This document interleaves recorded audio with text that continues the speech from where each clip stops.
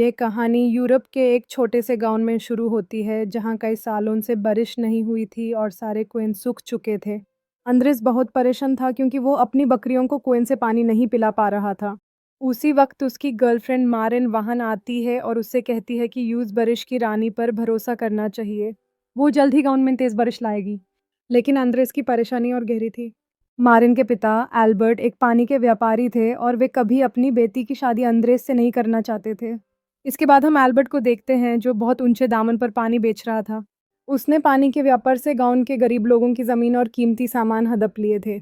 Andres की माँ के पास अब पानी खरीदने के लिए पैसे नहीं बचे थे। मजबूरी में वो अपनी ज़मीन बेचने को तैयार हो जाती है। यह सुनकर एल्बर्ट बहुत खुश होता है और अंद्रेस की माँ को धमकी देता है कि वो अपने बेटे को मरेन से दूर रहने के लिए कहे। यह सुनकर अंद्रेस की माँ को गुस्सा आता है। वो एल्बर्ट से कहती है कि जब बारिश की रानी पूरे गांव में बारिश करेगी तब तुम्हारा धंधा बैंड हो जाएगा और तुम फिर से हमारी तरह साधारण इंसान बन जाओगे। इसलिए तुम्हें दूसरों के साथ अन्याय नहीं करना चाहिए। एल्बर्ट इस पर हंसता है और बारिश की रानी का मजाक उड़ाते हुए नाचने लगता है। मारिन चुपचाप ये सब देख रही होती है। तब आंद्रेस की माँ बोलती है कि सच में बारिश की रानी होती है। अगर कोई कुंवारी लड़की उसके पास जाकर एक मंत्रा बोले तो बारिश की रानी वर्षा कर देती है।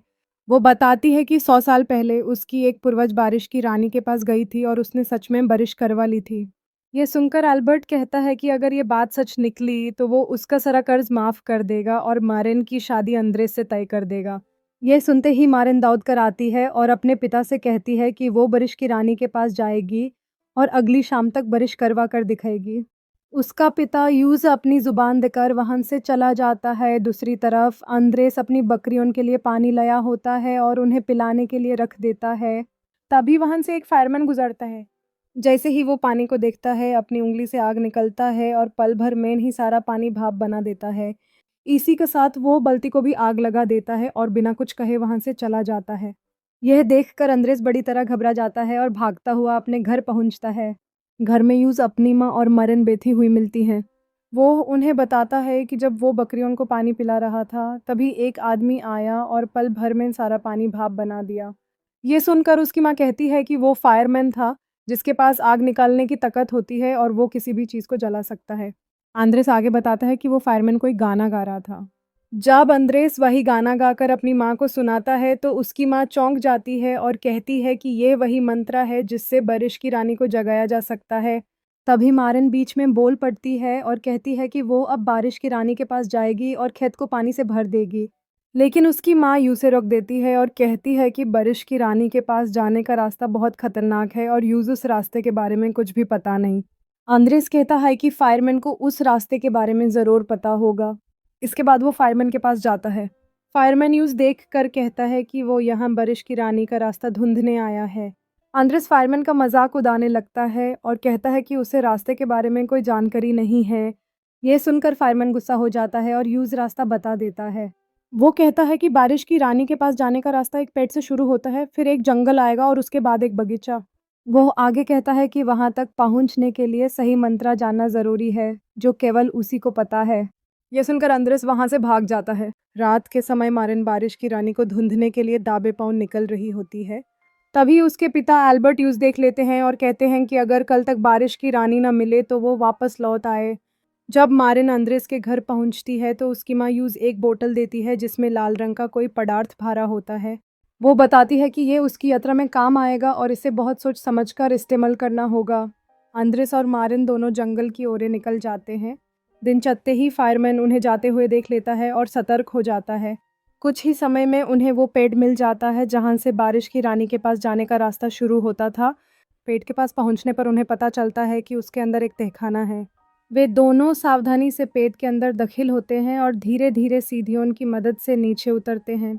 फायरमैन उन्हें नीचे जाते हुए देख लेता है और तुरंत पेड़ का दरवाज़ा झाड़ियों से ढक देता है जिससे तहखाने में रोशनी आनी बंद हो जाती है। लेकिन अंद्रेस और मारिन अंधेरे से नहीं घबराते। वे सावधानी से सीढ़ियां पार करते हुए जंगल के दूसरे छोर पर पहुंच जाते हैं। उस पार का जंगल तेज गर्मी की चपेट में था। पेड़ों की पत्तियां मुरझा चुकी थी और धरती तप रही थी। तभी उन्हें एक रास्ता दिखाई देता है और वे उस पर आगे बढ़ने लगते हैं। उधर फायरमैन अपने जादू से जंगल की गर्मी और बढ़ा देता है ताकि वे बारिश की रानी तक न पहुंच सके। गर्मी इतनी बढ़ जाती है कि मारिन एक जगह गिर पड़ती है और यूज़ तेज़ प्यास लगने लगती है। आंद्रेस उसी बोतल को निकलने की कोशिश करता है जो उसकी माँ ने दिया था। लेकिन तभी फायरमैन अपने जादू से एक भूकंप ला देता है और दोनों वहीं गिरकर बेहोश हो जाते हैं। दिन में जब एल्बर्ट को मारिन नहीं मिलती तो वो गुस्से में भरकर अंद्रेस की माँ के पास पहुंचता है और पूछता है कि उसकी बेटी कहाँ गई है। अंद्रेस की माँ शांत स्वर में जवाब देती है कि मारिन अंद्रेस के साथ बारिश की रानी को ढूंढने गई है। वो आगे कहती है कि वही था जिसने वादा किया था कि अगर मारिन बारिश की रानी को ढूंढ ले तो वो उसकी शादी अंद्रेस से कर देगा। ये सुनकर एल्बर्ट का गुस्सा और भड़क जाता है। वो अंद्रेस की माँ को धमकी देता है कि अगर उसकी बेटी को कुछ भी हुआ तो वो यूज़ कभी चैन से नहीं रहने देगा। दूसरी तरफ बेहोशी की हालत में अंद्रेस और मारिन ज़मीन पर पड़े होते हैं। तभी एक मछुआरा वहाँ से गुजरता है और मारिन को होश में लाता है। मारिन बोतल निकलती है और उसमें से कुछ लिक्विड पाई लेती है। फिर वो अंद्रेस को भी जगाकर यूज़ पिलाती है। उस लाल तरल को पीने से उनकी प्यास मिट जाती है और उनमें फिर से ताकत लौट आती है। इसके बाद वे उस मछुआरे के पास जाते हैं। वो दुखी मन से बताता है कि पहले वो इसी नदी से मछलियाँ पकड़ता था और अपनी नाव से लोगों को पार कराता था, लेकिन 3-4 सालों से बारिश नहीं हुई, जिससे सारी नादी सूख चुकी है। अब उसका परिवार भूख से मरने के कगार पर है। तभी मारिन कहती है कि वे बारिश की रानी को ढूंढने ही तो आए हैं। लेकिन मछुआरा गंभीर स्वर में जवाब देता है कि बारिश की रानी के पास केवल लड़कियां ही जा सकती हैं। वो आगे बताता है कि अगर मारिन ने बारिश की रानी को खोज लिया और नदी में फिर से पानी आ गया तो यूज़ दूसरी तरफ से वापस कौन लेकर आएगा, क्योंकि उसकी नाव अब पूरी तरह टूट चुकी है। पहले उसकी मरम्मत करनी होगी। आंद्रेस बिना समय गवाए नाव की मरम्मत में लग जाता है, जबकि मारिन मंत्रा को दोबारा से याद करने की कोशिश करती है। मछुआरा यूज़ बताता है कि नदी पार करने के बाद एक बगीचा मिलेगा और उसी के अंदर बारिश की रानी का ठिकाना है। आंद्रेस भी मारिन के साथ चलने को तैयार होता है, लेकिन मछुआरा यूज़ रोकता है और कहता है कि बारिश की रानी के किले में केवल कुंवारी लड़कियों को ही प्रवेश की अनुमति है। ये सुनकर आंद्रेस मारिन को अलविदा कहता है और मारिन अपनी यात्रा पर अकेली आगे बढ़ जाती है। दूसरी तरफ एल्बर्ट घबराया हुआ आंद्रेस की माँ के पास आता है और कहता है कि मौसम को देखकर ऐसा लग रहा है जैसे कोई बड़ा तूफान आने वाला है। वो आगे कहता है कि इसका मतलब है कि उनके बच्चे सही दिशा में आगे बढ़ रहे हैं, लेकिन ये सारी बातें फायरमैन सुन लेता है। यूज़ ये सब बिल्कुल भी मंजूर नहीं होता कि रजा में बारिश हो, इसलिए वो गुस्से में भरकर अंद्रेस की ओर दौड़ पड़ता है। मारिन जंगल के अंदर आगे बढ़ती है और यूज़ वहाँ एक छोटी बच्ची दिखाई देती है जो गहरी नींद में सो रही होती है। मारिन को लगता है कि यही बारिश की रानी है, इसलिए वो यूज़ जगाने की कोशिश करती है, लेकिन बच्ची नहीं जगती। तब मारिन अपनी बोतल में से वो लाल लिक्विड निकलती है और यूज़ बच्ची को पिलाती है। लिक्विड पीने के कुछ ही देर बाद बच्ची आंखें खोल देती है। मारिन तुरंत उसे बारिश की रानी के बारे में पूछती है। बच्ची गंभीर स्वर में कहती है कि वो तभी रास्ता बताएगी जब मारिन बारिश की रानी को ढूंढने के 3 सच्चे कारण बता दे। मारिन बिना झिझक के कहती है कि वो अपने राज्य में बारिश करवाना चाहती है, गाउन से फायरमैन को दूर भगाना चाहती है और अंद्रेस से विवाह करना चाहती है। यह सब सुनकर बच्ची उसका हाथ पकड़ लेती है और यूज़ बारिश की रानी के पास ले जाने के लिए चल पड़ती है। उधर एल्बर्ट अपने किए गए बुरे कर्मों पर पछता रहा होता है। अंद्रेस की माँ उसे समझाती है कि अगर वो चाहे तो अभी भी अपनी गलती को सुधार सकता है। वहीं दूसरी तरफ मारिन तपती गर्मी में झुलसते हुए अकेली आगे बढ़ रही होती है, जबकि बच्ची जंगल में ही रुक जाती है। थोड़ी दूर चलने के बाद मारिन को दूर से बगीचा दिखाई देता है। वो खुशी से भरकर उसकी ओर दौड़ने लगती है, लेकिन फायरमैन अपने जादू से रास्ते में गर्मी और तेज़ कर देता है। धूप इतनी तेज़ हो जाती है कि मारिन अपनी आंखें भी ठीक से नहीं खोल पाती। फिर भी वो सांस नहीं छोड़ती। किसी तरह वो बगीचा के अंदर पहुंच जाती है, जहां यूज़ बारिश की रानी गहरी नींद में सोती हुई मिलती है।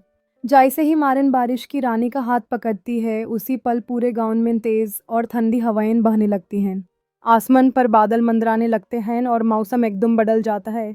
ये सब देखकर फायरमैन गुस्से में दहाड़ उठता है, क्योंकि अब बारिश की संभावना बन चुकी थी। मारिन जल्दी से वो मंत्र दोहराती है जो उसने फायरमैन से सीखा था। मंत्र समाप्ति होते ही बारिश की रानी अपनी आंखें खोल देती है। मारिन रानी को सारी स्थिति बताती है, कैसे उसके लंबे समय तक सोते रहने से जंगल सूख गया, नदियाँ खाली हो गई और लोग प्यास से मरने के कगार पर हैं। यह सुनते ही रानी गंभीर हो जाती है और कहती है कि अब बदलाव का समय आ गया है। रानी मारिन से कहती है कि वो एक सुराही लेकर चले और बताती है कि बारिश लाने के लिए पहले एक कुआं खोदना होगा जहाँ से पानी निकलेगा। वे दोनों चल पड़ते हैं, लेकिन कुछ दूर चलने के बाद रानी थककर एक पेड़ के नीचे बैठ जाती है। मारिन यूज़ याद दिलाती है कि उन्हें जल्दी करना होगा, नहीं तो फायरमैन गांव को जला देगा। रानी शांत भाव से कहती है कि यूज फायरमैन से डरने की जरूरत नहीं है। वो मारन को कुएं से पानी निकलने के लिए कहती है और खुद एक बार फिर से सो जाती है। उधर फायरमैन ये सब देख रहा होता है और गुस्से में अपने जादू से कुएं के रास्ते में आग लगा देता है ताकि मरन आगे ना बढ़ सके। लेकिन मारन साहस के साथ जलते रास्ते को पार कर जाती है। गर्मी के कारण कुएं की चाबी लाल और तप्त हो चुकी होती है, इसलिए वो सुराही में थोड़ा गंदा पानी भर लेती है। उसी समय गाउन के पास अल्बर्ट छुपकर फायरमैन पर पीछे से हमला करता है और उसका ध्यान भटका देता है। ये देखकर फायरमैन आपा को बैठता है और अल्बर्ट को मारने के लिए दौड़ पड़ता है। मारन सुराही में भरे पानी से तपती हुई कुएं की चाबी को ठंडा कर लेती है। चाबी ठंडी होते ही वो धीरे से कुएं के ऊपर लगे लोहे के गेट को खोल देती है। गेट के खुलते ही पूरे आसमान में घने बादल उमड़ आते हैं और मौसम में अचानक ठंडक भर जाती है। बारिश की रानी भी जग जाती है और उसकी आंखों में एक चमक लौट आती है। जैसे ही मरन तालियन बजाती है, आसमान में बिजली चमकती है और जोरदार बारिश शुरू हो जाती है। बूंदन के गिरते ही फायरमैन की जादू की आग बुझने लगती है। वह बेचैनी में तड़पता है और डर कर वहां से भाग खड़ा होता है, जैसे उसकी सारी शक्ति उस आग में समा गई हो। बारिश की रानी मारन से मुस्कुराकर कहती है कि अब वो फिर से नींद में चली जाएगी और अगली बार जब कोई दूसरी कुंवारी लड़की उसकी तलाश में आएगी तभी वो दोबारा बारिश लाएगी। रानी मारन को एक और बोतल देती है जिसमें लाल रंग का वही जादू का लिक्विड भरा होता है और कहती है कि आने वाली लड़की इस बोतल को लेकर ही उसके पास आए। अब बारिश की वजह से पूरी नदी पानी से भर चुकी थी। मछुआरा भी अपनी टूटी नाव के साथ खुश खड़ा था। मरन दौड़ती हुई अंद्रेस के पास आती है। अंद्रेस मारन को देखकर मुस्कुराता है और घुटनों के बल बैठकर यूज शादी के लिए प्रपोज करता है। मरन खुशी से उसकी बात स्वीकार कर लेती है। इसके बाद वे दोनों हाथ में हाथ डाले एक नए शुरुआत के साथ अपने गांव लौट जाते हैं, जहां लोग बारिश में भीगते हुए नाचते हुए उनका स्वागत करते हैं। तो दोस्तों, ये थी आज की कहानी, जिसे इंग्लिश में द रेन मैडन भी कहा जाता है। ये कहानी एक नॉवेल और एक जर्मन फोक टेल से निकली हुई है। अगर आपको मेरी कहानी पसंद आए तो please do like, share and subscribe to the channel, क्योंकि ऐसी कई सारी मूवी हम लेकर आते रहते हैं। Thanks for watching.